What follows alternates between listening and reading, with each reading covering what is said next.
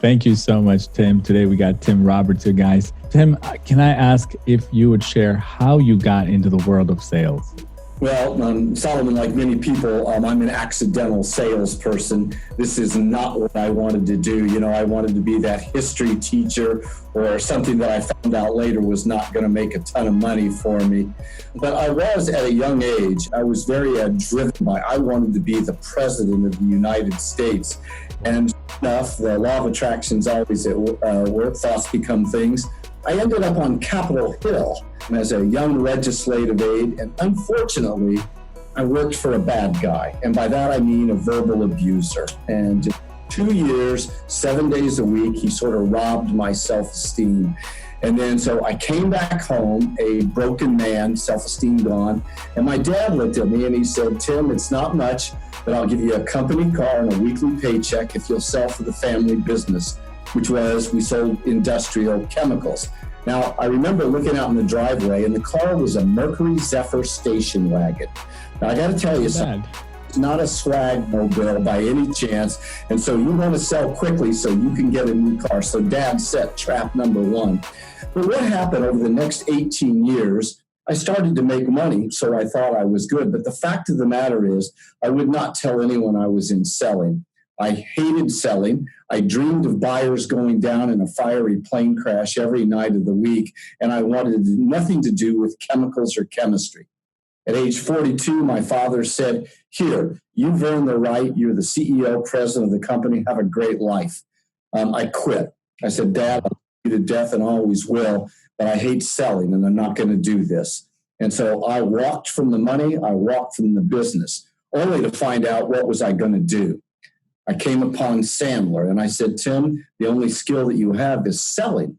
Why don't you rewire your neural experiences? Why don't you rewire your brain to do it with honor, integrity, and ethics? And why don't you learn how to do it the right way? And so my Sandler journey began. It was not an easy start. Learning a new methodology, a system, as you know, and have been learning yourself, Solomon, you have to undo your own neural experiences, your own beliefs, your own judgments about how you see it. And I had a tough start, but I have never had a plan B and never will. And wow. I'm fortunate now. I bring value to people's lives every day of the week, and I'm in the best possible profession there is, selling. I'm just a sales guy. I love that.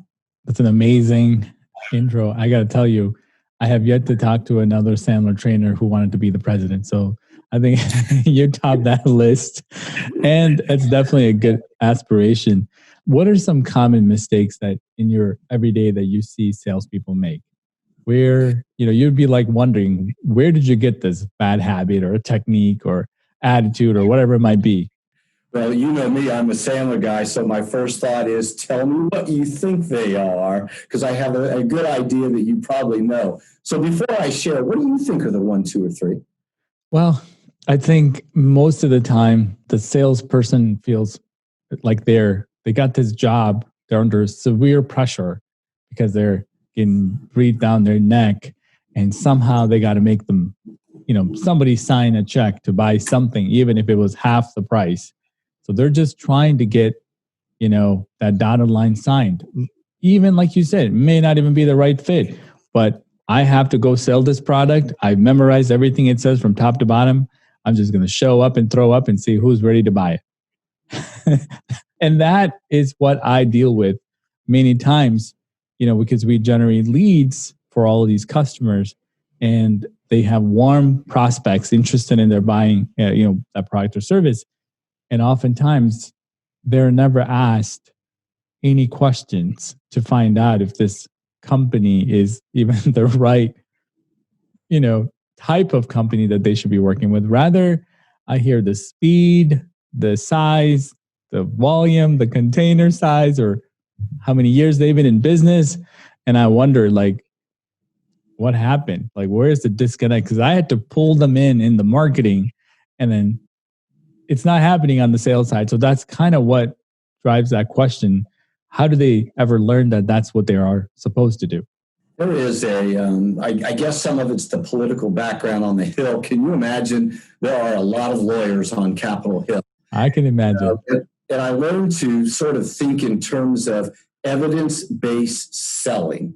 And what I've experienced and know is salespeople are very bad about collecting evidence. So if you almost think about a courtroom setting, the burden of proof, what you're just talking about is most salespeople, 9 out of 10, they believe that the burden of proof is on them to prove to the buyer, who plays judge, jury, and executioner. Mm-hmm. They believe that the burden of proof is on them to prove that they are the right choice. And so they dump into quality service and expertise or some iteration of that, and they just start to make their case. But you know what they've forgotten to do, and why I talk about evidence-based selling so much? They forgot to collect evidence. They weren't thinking in terms of, if I'm going to earn the right to give a presentation, what evidence will I present to the jury? Now, think about this. When a salesperson comes back, when one of your salespeople come back from a call and you ask them, Tim, how did that call go? I can tell you what they say every time. Here at my place, we call it RRG. Tim, how did that call go? Really, really good. What is that? Can Solomon plan his sales forecast? Can he plan his marketing budget? Can he plan for how to expand based on really good? Show me the evidence. That's amazing. And I think just along those lines, they kind of get into that and they do that 10 times over. And God forbid somebody might buy, but they think they're doing really well. This methodology is working.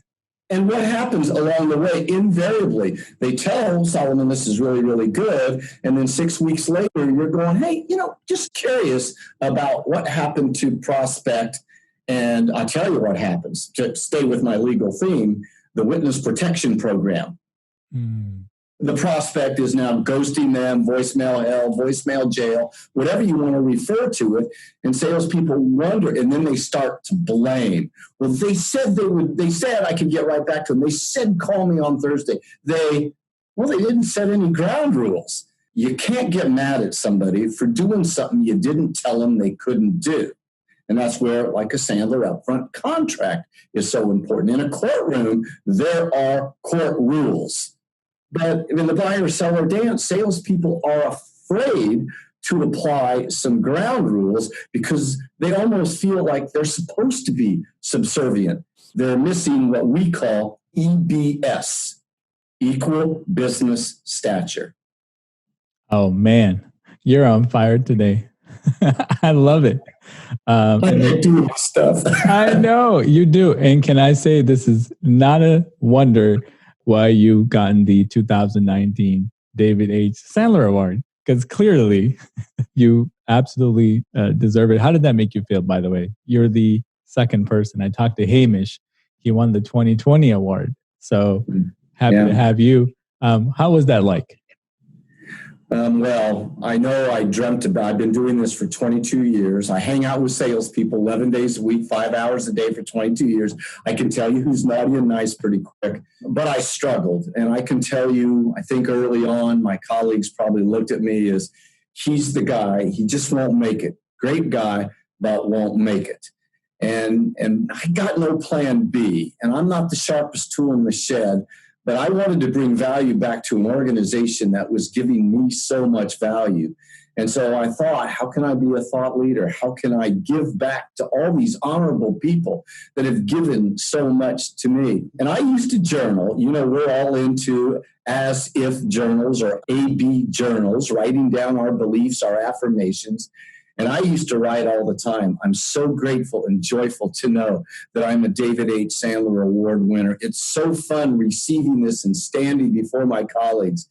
And then 5 or 6 years ago, I just sort of went, my time has come and gone. It just wasn't meant to be. And all these young new people like Hamish, they're rock stars. The people 5 to 7 years into the organization bring so much more than even some of the veterans do. And I thought my time is gone. And when I stopped thinking about it, I got the award. So it's overwhelming. You feel good. I know that. I'm sure that was a huge moment. And for you, and like I said, this is to me more about your story and how you come across all these challenges to finally, right? The head trash. I think that's the word you use it. Can you elaborate on that? Can you elaborate on head trash? Like, what does that mean to you? And how do salespeople get that in their head?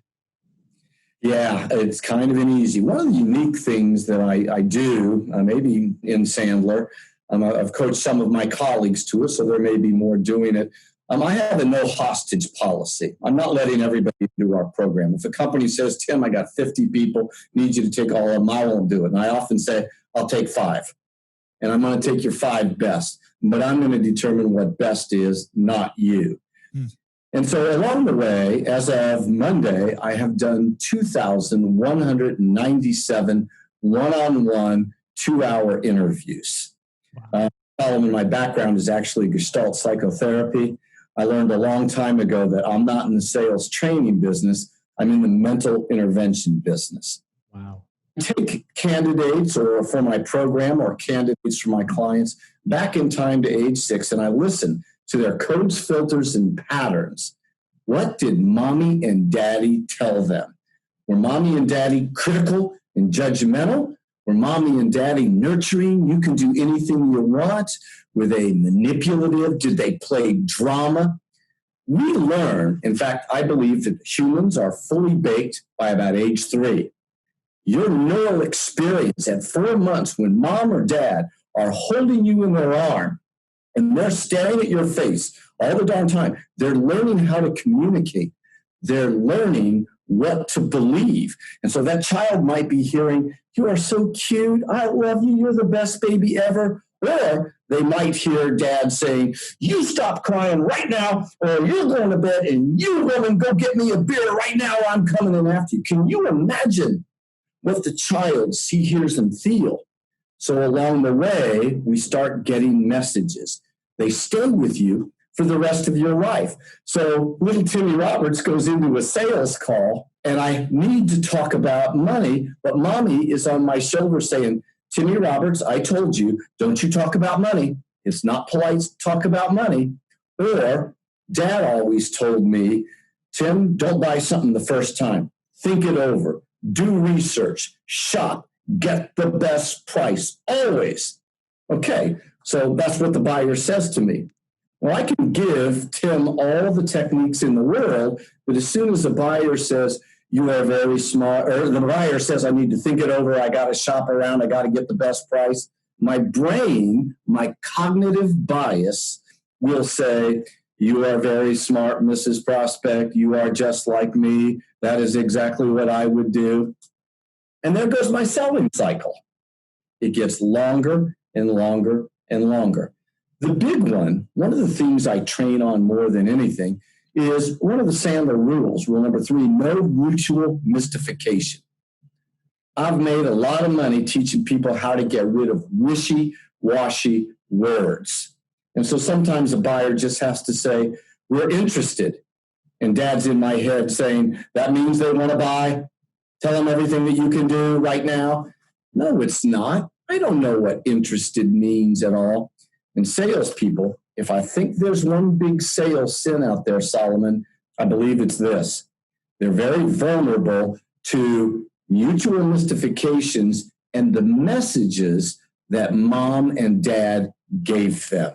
They'll stay with you all your life. So how do you learn how to erase those messages so you won't be vulnerable in a business meeting? Wow. And I was going to say that I'm sure every single day, every salesperson that's listening to us would say, how do you get over that? I'll think it over. Are you sure, Tim, is there a possibility? Because I haven't come across that, and I think I'm a great salesperson.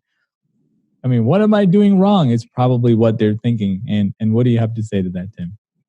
Yeah, think it over. It's a huge scourge. Sandler, this was hard for me to wire my brain because I believed it was important that people think things over.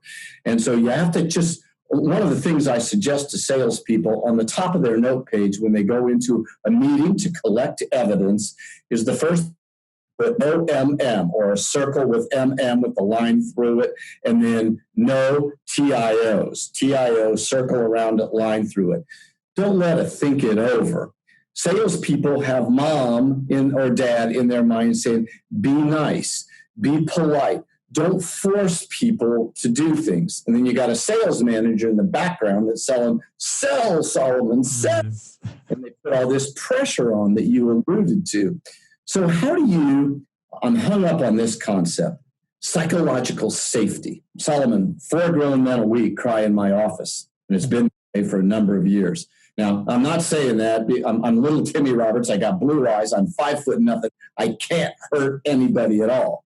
But what you really do is stop selling, find the truth, create transparency. And I'm allowed to set ground rules. And if I create transparency, if I legitimately build trust, don't I have some rights? Aren't I allowed to ask for a decision or an outcome at the end of a meeting? Isn't it prudent? Don't I owe my family goal-setting plans, my company's business plans, my company hostage to my weak beliefs?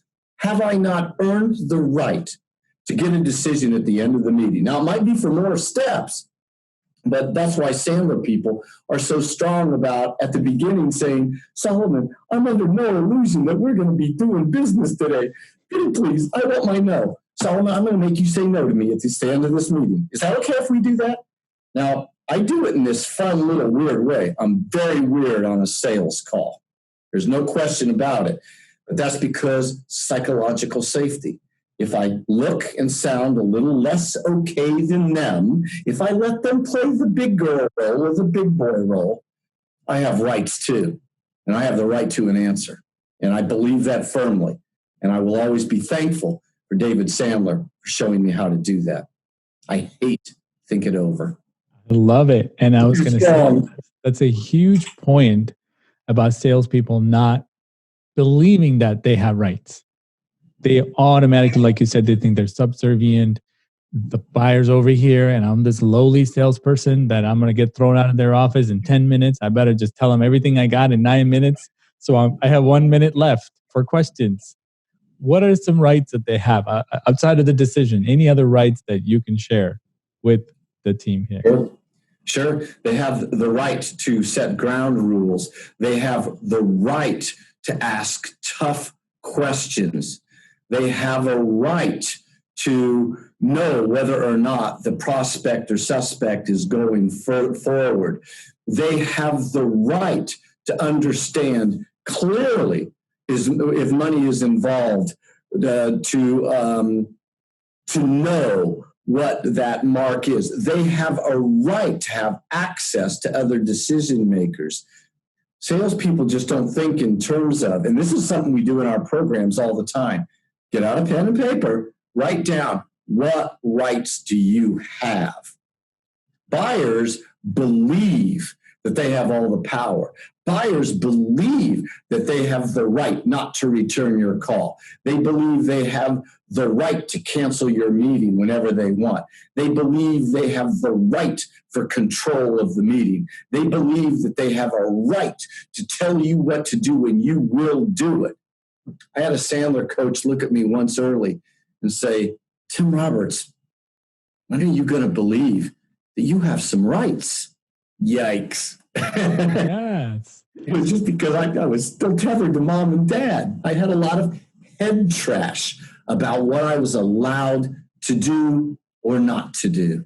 Yeah, you don't know who you're dealing with, right? You, as a sales organization, you have already salespeople in the company. You can't figure out what mommy and daddy told them. And you have your own, and so do they. And performances are all over the place. Sometimes you're doing so well, and in 3 months you're having horrible numbers that nobody can find out why, right? Why is Solomon's number good or bad? No, it's really, really. People go through interviews. Please, I want everybody to hear this. Salespeople are all good on a 1 hour date. They are. And persuade you why they're the right person. And 6 months later, you're going to find out that they're not very good.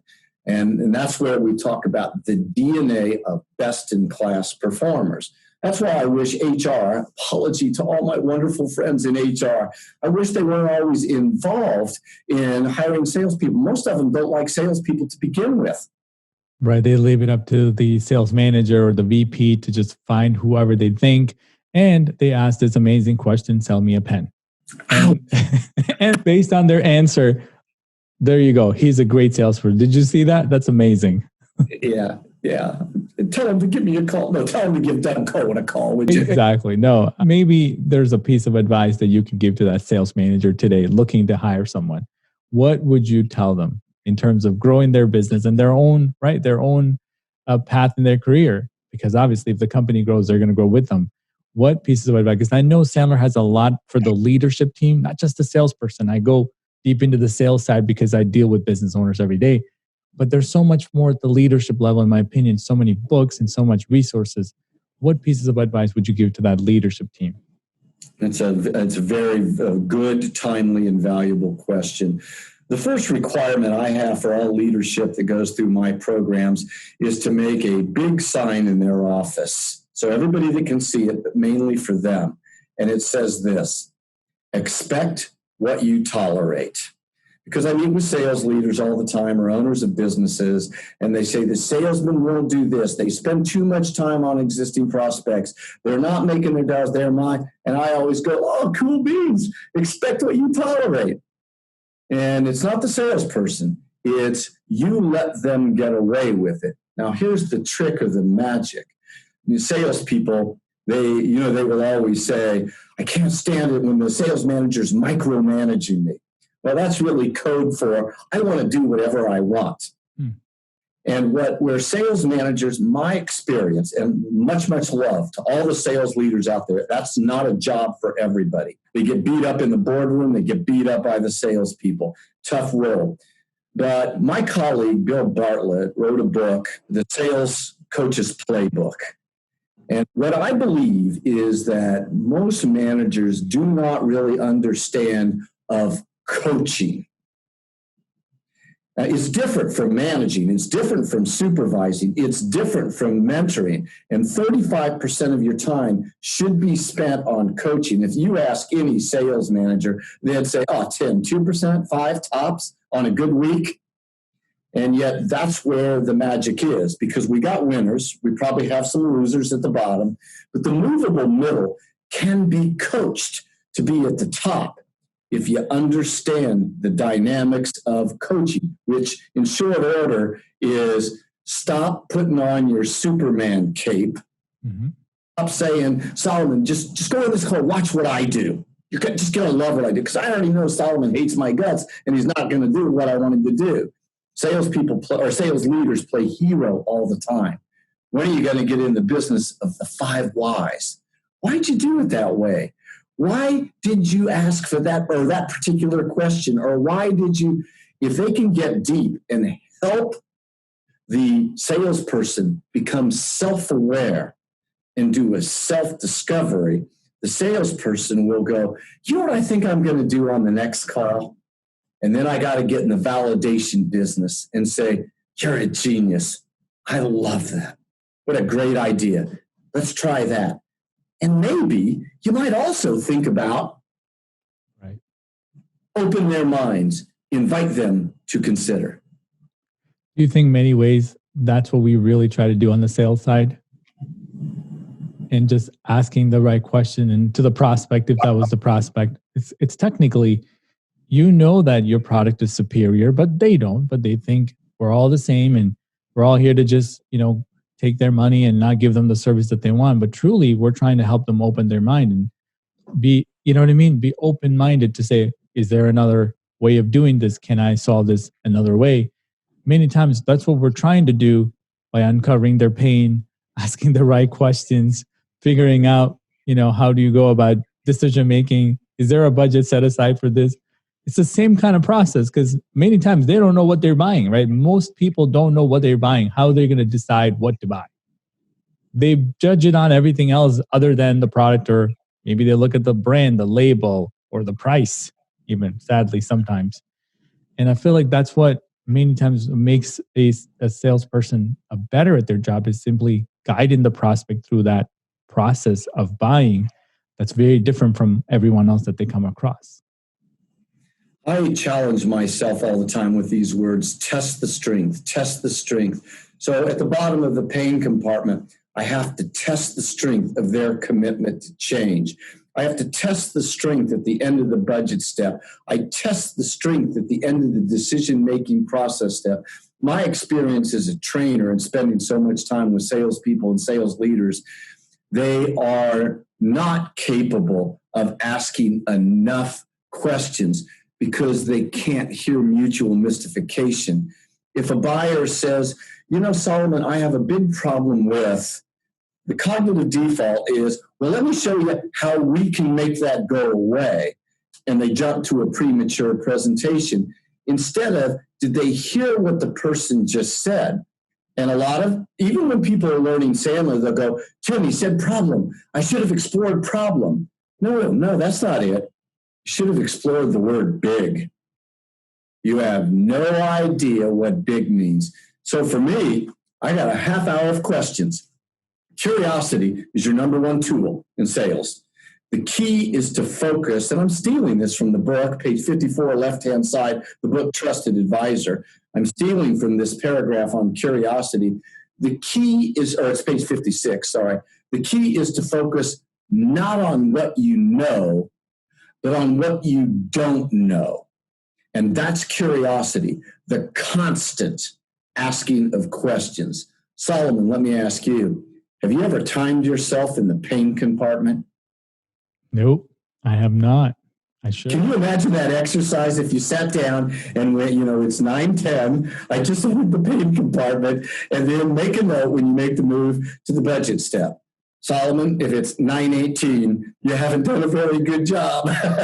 Wow, that's a very good. Is it 10:18? How long can you ride the bull of evidence? Right on. I know what I need to do is time my pain compartment. It's really true. And like you said, I think the going into the premature presentation is probably, remember my earlier question is, what's one of the mistakes? You heard one little thing. You're like, I know what to do. This is it. I'm going to hit it out of the park and we're going to close this deal. And we didn't even get to the second piece of that. Maybe there's even bigger underlying pain that they have that they don't even know they have. That's a really great point about premature presentation.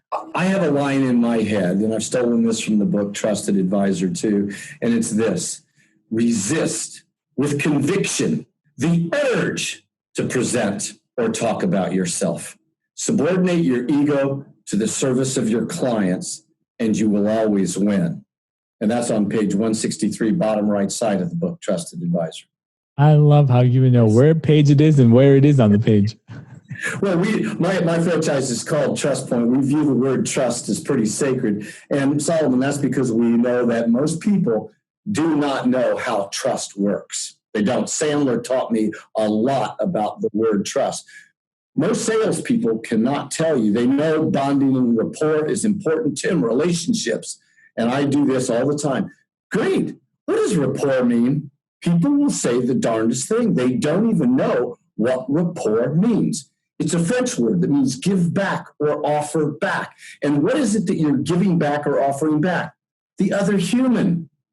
Stop giving your presentation. Co-create and look at the prospect and learn how to say, hey, Solomon, you know what makes the most sense? Why don't we co-create this? Solomon, I'd like to make you the hero of the story. If we co-create this proposal together, wouldn't that make a lot more sense? And if I ask it with my nurturing parent ego state on, and if I have built trust and transparency, they go like this. Hey, Tim, that would be a great idea.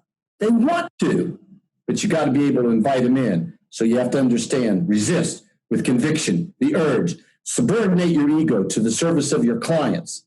You will always win if you get rid of you. Wow, that is powerful. And I do want to mention that you're an avid reader, and that's why you know the page and where it is. What are you reading lately? Maybe that would be my last question. It's really tough for me to grasp sometimes and say, where am I at and what's laying on my bed at all times? right now, there's always 4 or 5 books. They're open to somewhere at some chapter. I'm really curious. I like to pull out a number of books. The one I'm working on right now comes from my colleague, Clint Babcock. Clint wrote a book. I'm very passionate about the topic of negotiation, and Sandler helps you mitigate negotiation. But the fact is, buyers take infinitely more negotiation training than sales. And as people go through Sandler, they're learning Sandler and they're much better at mitigating negotiation, but they're still very vulnerable to a buyer's 11th hour tactics. And there are known games. And my colleague, Sandler colleague, Clint Babcock, has written a book called Negotiating from the Inside Out.